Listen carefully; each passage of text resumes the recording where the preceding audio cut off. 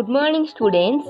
Today we will read next part of the poem The Cat and the Dog. I read this poem and you listen carefully.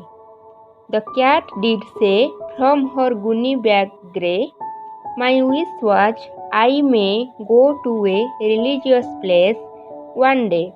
Carry me to Vrindavan, I say, and they obey. But Cat Nanny, is not it funny to go to Vrindavan in a bag gunny? Now write down the meaning of difficult words.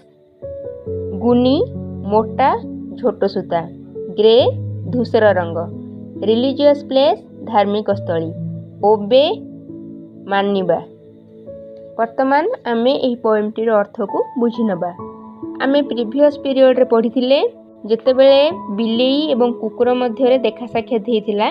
बिलेईटी निजकू निज मालिकर grand mother भली रहुची बोली कुकुर को कहितिला एवं कुकुरटी रहिया पई एक निर्दिष्ट आश्रयस्थली नाही बोली बिलेई कुकुर को कहितिला। एहा सुनी कुकुर निजर भाग्य को निंदा करथिला एवं सेठारु पळेइथिला।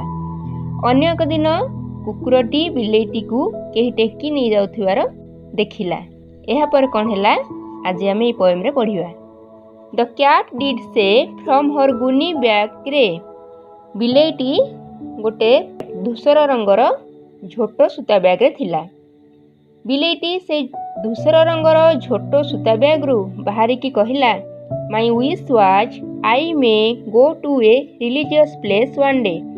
मोर गोटे इच्छा थिला मु दिने कौनसी एक दर्शनीय स्थान को बुलिया को जीवी।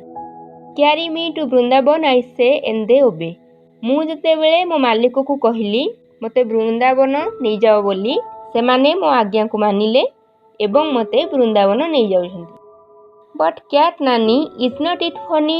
एहा पर कुकुरटी बिलेई को कहला, बिलेई नानी एइटा कोन सतरे एक मजार विषय नुहे कि to go to Vrindavan in a bag गुनी।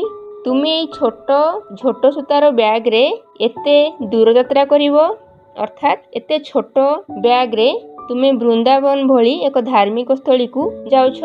तुमे यार अर्थ को बुझिनेल। तुम मानक पई काम हैला write down the answer of the following questions.